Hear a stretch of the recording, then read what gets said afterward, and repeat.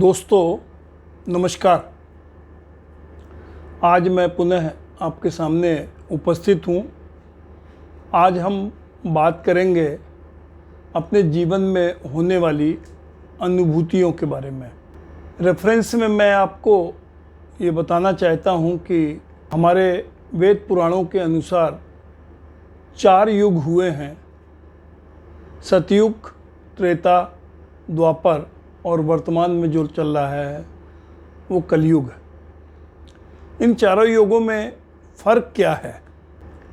इसमें जो मुझे बेसिक फ़र्क दिखाई पड़ता है, सतयुग में देवता और दानव अलग अलग लोक में रहते थे। त्रेता युग में देवता और दानव एक ही युग में रहते थे, जैसे राम और रावण। द्वापर युग में देवता और दानव एक ही परिवार में रहते थे, जैसे महाराजा युधिष्ठिर एवं दुर्योधन। कलयुग में देवता और दानव एक ही शरीर में रहते हैं। अब आप सोचिए कि अगर देवता और दानव एक ही शरीर में विद्यमान हैं तो अनुभूतियाँ तो अलग अलग होती ही होंगी।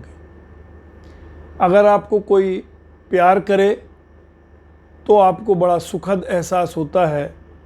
अगर कोई आपको डांट दे तो आपको एक दुखद एहसास होता है। निश्चित रूप से आपने इस एहसास को क्या कभी अनुभव किया है?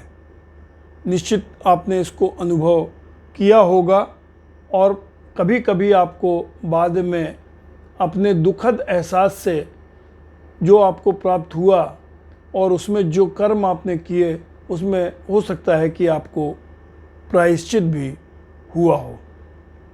मित्रों, मेरा ऐसा मानना है कि अनुभूतियाँ कर्मों पर आधारित होती हैं, संगत पे आधारित होती हैं। कर्म और संस्कार संगत पे आधारित होते हैं। इसके लिए मैं एक बात यहाँ पर कहना चाहूँगा कि अगर एक बूंद को आप गरम तवे पर डाल दीजिए तो भाप बनकर उड़ जाएगी। उसी बूंद को अगर आप कमल के पत्ते के ऊपर रख दीजिए तो वह मोती जैसी सूर्य की रोशनी में चमकेगी। और अगर वही बूंद पानी की अगर किसी सीप के ऊपर पड़ जाए तो वह मोती बन जाती है। देखिए क्या होता है संगत का असर। यदि आपकी संगति अच्छी होगी तो आप सत्कर्मों की ओर बढ़ेंगे।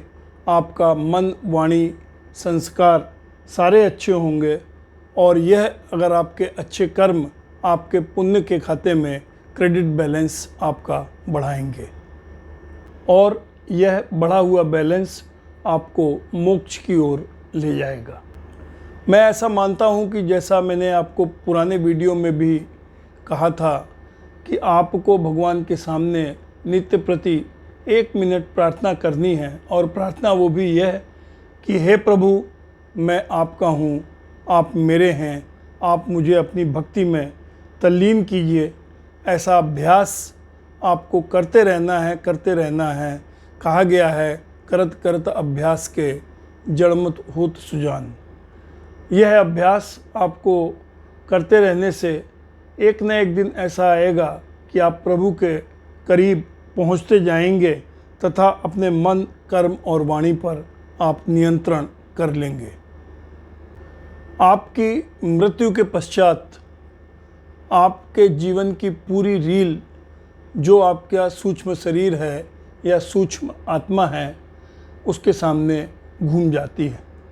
जब वह रील घूमती होगी तो निश्चित मानिए कि आपने उस रील को देख के आपकी सूक्ष्म शरीर या आत्मा, जीवात्मा, आपको कुछ न कुछ उसको एहसास होते होंगे कि मैंने क्या इस जगत में अच्छा किया और क्या बुरा किया।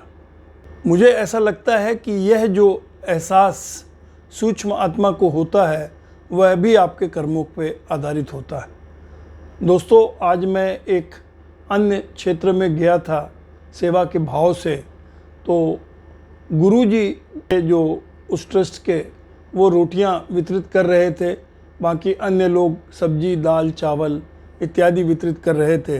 अंत में गुरुजी खड़े हुए थे। जब लास्ट में आदमी उनके पास पहुंचता था तो नॉर्मली वह 5 से 6 रोटी गुरुजी एक व्यक्ति को देते थे, परंतु अगर वह आदमी अगर दोबारा हाथ आगे बढ़ा दे तो 3 या 4 रोटी फिर से उसके हाथ में रख देते थे ताकि वह भूखा ना रहे। दोस्तों, मुझे लगा कि गुरुजी को बगैर बोले जब वो दोबारा रोटी देते होंगे तो उनको कितना सुखद एहसास होता होगा।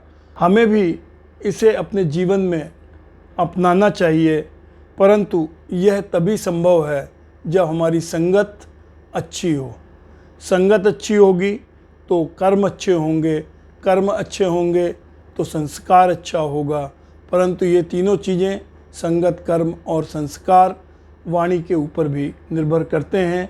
अगर हमारे बोल मीठे होंगे तो किसी का दिल नहीं दुखेगा, अगर हमारे बोल कड़वे होंगे तो दूसरों के दिल में चोट पहुंचेगी। एक छोटी सी प्रसंग मैं आपको और आज यहाँ पे कहना चाहता हूँ, जिससे आपको हो सकता है यह एहसास हो कि संगत और कर्म हमको क्यों सुधारने चाहिए और हमें उसकी अनुभूति, कर्मों की अनुभूति हमेशा अच्छी ही क्यों होनी चाहिए। एक नगर में एक सेठ रहता था।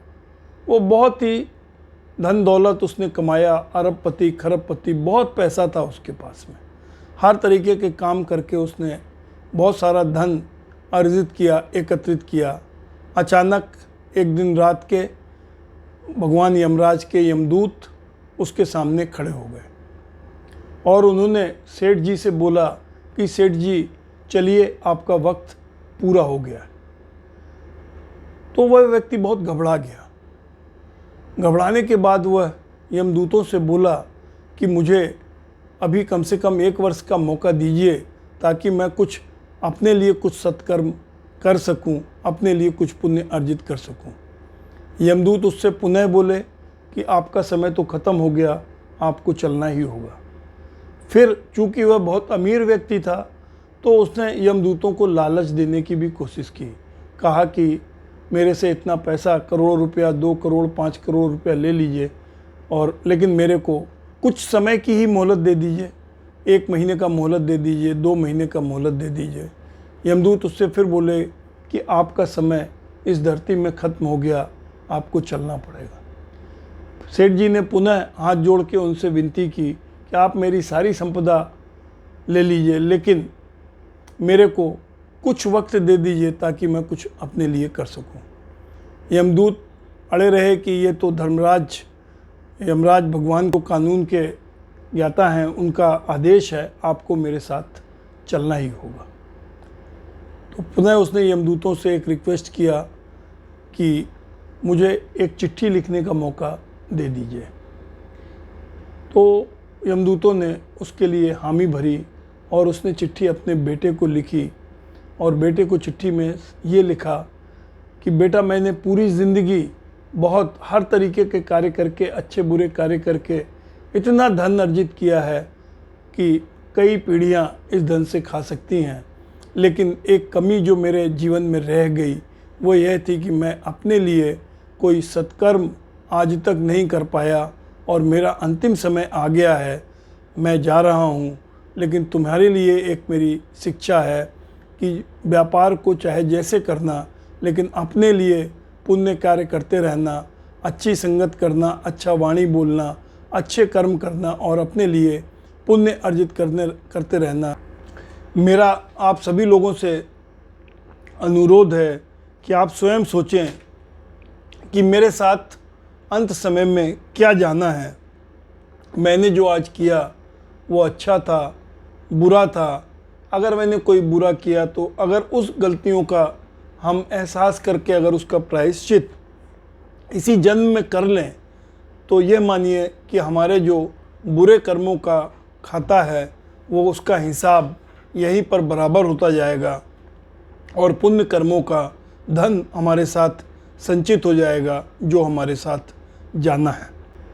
तो मेरा मित्रों, आपको पुनः कहना है कि आप दिन भर में जो भी कार्य करते हैं, आपको जो भी अनुभूतियाँ होती हैं, जो भी आप महसूस करते हैं, अच्छा या बुरा, उसके बारे में एक अल्प समय निकाल के प्रतिदिन सोचें कि आज मैंने क्या किया, किस वजह से मुझे सुखद एहसास हुआ और किस वजह से मुझे दुखद एहसास हुआ।